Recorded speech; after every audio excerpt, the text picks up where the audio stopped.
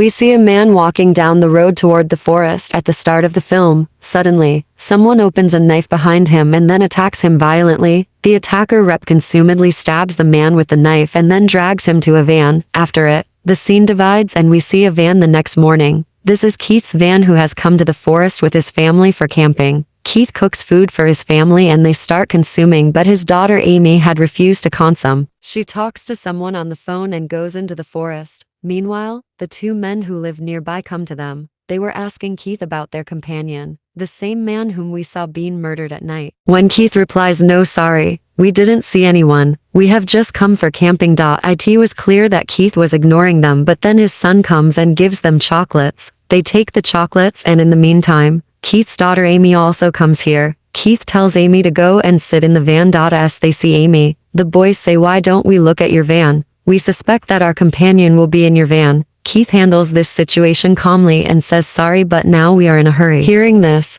the two men quietly sit in their car and leave, and they also pack their bags and leave for their home. They reach halfway and meet the same two men again. They were fixing their car, and at this time, a man had a gun in his hand. Seeing this, Keith's wife gets scared and asks him to turn the van around, but instead, Keith continues driving forward. Now the men approach Keith and say, "Our van is broken. If possible, could you give us a lift? You will pass through our town." Seeing Keith's scared face, this man understood that they are afraid of his shotgun. That's why he says, "Not both of us, just give a lift to one of us. This is my friend Billy, and his house is on the way to town. Give him a lift. Once he reaches his house, he'll come back to pick me up. And don't worry about the gun, it will stay with me." Keith's wife still didn't want that. A stranger sits in her van, but thinking about something. Keith agrees to take Billy with him. Billy comes in the car and starts talking to Keith's son. While talking, he tells her that his uncle and his two daughters live in his house. They will welcome them warmly because they enjoy having guests. At this time,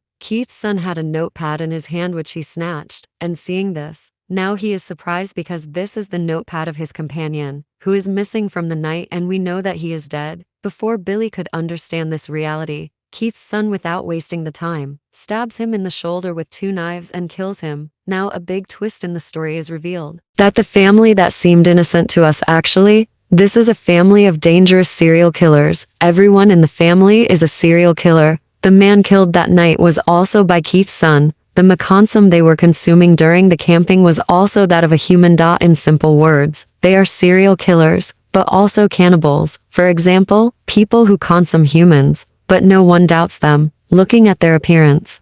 After killing Billy, all these people divide Billy into small pieces and then freeze him in the freezer, because this is their food. This time, Keith's wife gives her daughter this man's eye. Seeing this, her son asks, "Why are you giving this eye to her? You should give me this because I killed this man." But Keith's wife says, "I am giving this eye to Amy because she has control over herself and doesn't hit anyone just like that." Here, Billy's phone also starts ringing, and in anger, Keith breaks it. After it, they reach Billy's house because Billy had told that his family lives there. As they knock the door, two girls come to open the door. Among them, the eldest daughter is Julianne and the youngest is Savannah. This family, making a very innocent face, says to them, "Actually, our van is broken. If you don't mind, can we stay at your house for a while?" Before Julianne can say anything, Savannah interrupts and says, "Come a little further. There will be a town where you can stay." In response, Keith's wife says, "No, we met Billy on the way. Your brother, he told us to come here." Hearing their brother's name,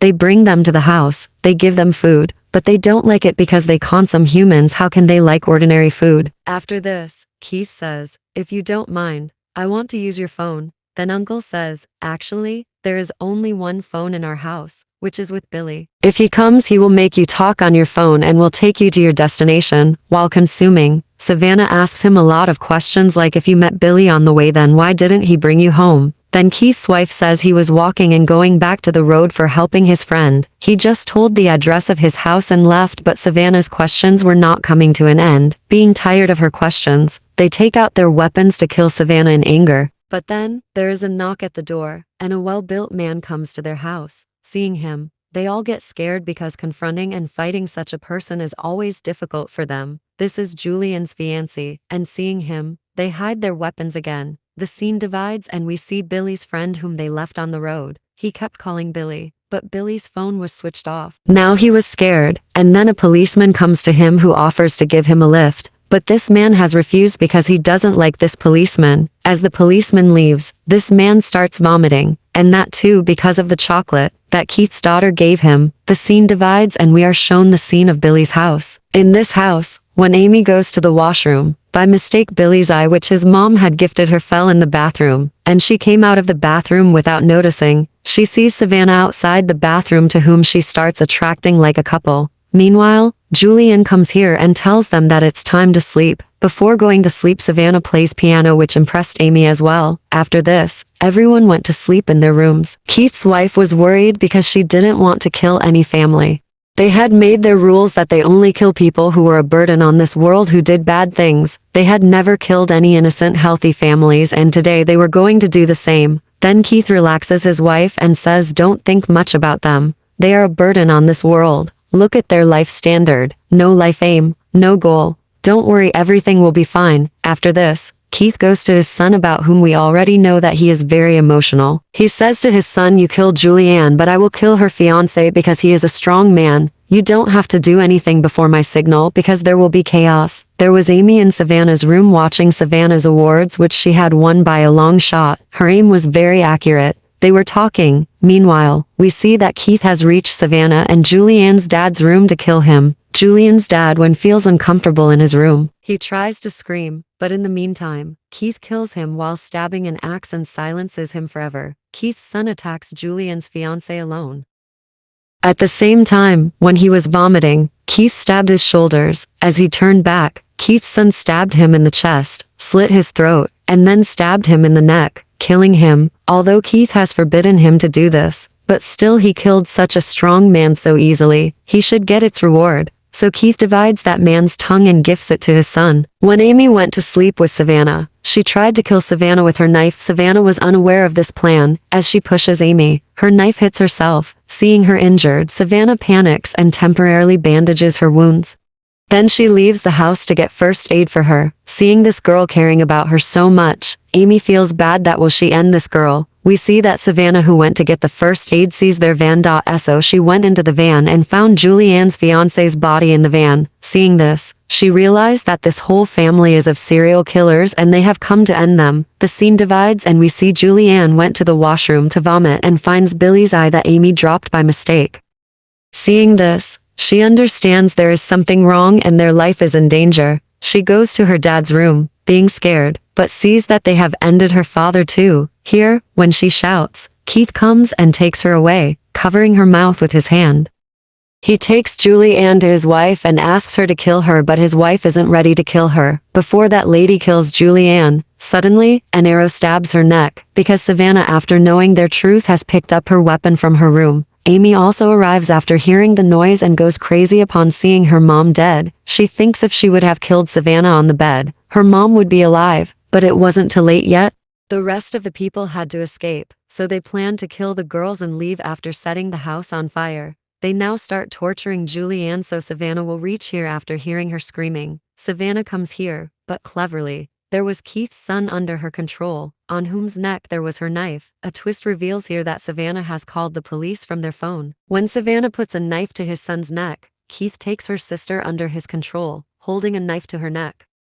Savannah knows she can't kill anyone, but they are so cruel, so she frees Keith's son to prevent them from killing her sister. After that, they tie them together. Maybe they were psychopaths as well. Now they have to torture those girls. Keith now brings the tongue of Julianne's fiancé while frying and asks them to consume. When Julianne refuses to consume, Keith divides her thumb and starts sucking on it. Later, he comes to Savannah and asks her to consume it. Savannah distracts him and says, "Your daughter is interested in girls. Maybe you don't know this." Hearing this, Keith becomes insane and starts fighting with his daughter. Likewise, Savannah gets some time to free herself. She picks up a fork and stabs Keith's eye. Keith was such a psychopath. How painful it is when an eye is stabbed with a fork. He takes out his eye with the fork and consumes it.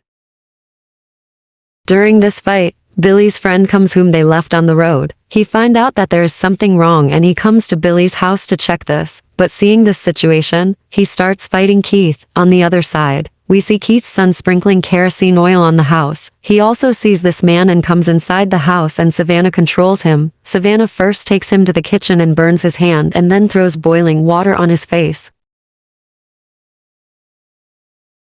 In doing this, the boy weakens, and afterward, Savannah kills him by applying pressure to his neck. Savannah killed her enemy, but on the other hand, Billy's friend lost to Keith. Despite being injured, he defends himself skillfully and kills Keith's friend by stabbing him in the head. He did this, but then Julianne comes from behind and hits his head hardly with a hammer. Due to it, he died. The sisters see each other and sigh, but they are not at peace because they know Amy is still alive, and they have to kill her. Suddenly, Amy comes behind Julianne and kills her while stabbing her. Now she is after Savannah. Savannah was about to attack her with her arrow to save her life, but to escape from this attack, Amy rushes outside the house. We see that the police arrive outside. Savannah has called them but from Amy's number. The police are deceived by the situation and consider Amy's family innocent while suspecting the villagers as the serial killers. They decide to save Amy, so they shoot Savannah and kill her. The police officer also informs his headquarters that the villagers killed the innocent tourist family. He was reporting, but then Amy comes up behind him and kills him too. Afterward, she was free. Her family had died, but she was alive. She leaves, taking her family's van and setting the house on fire to eliminate all evidence against her.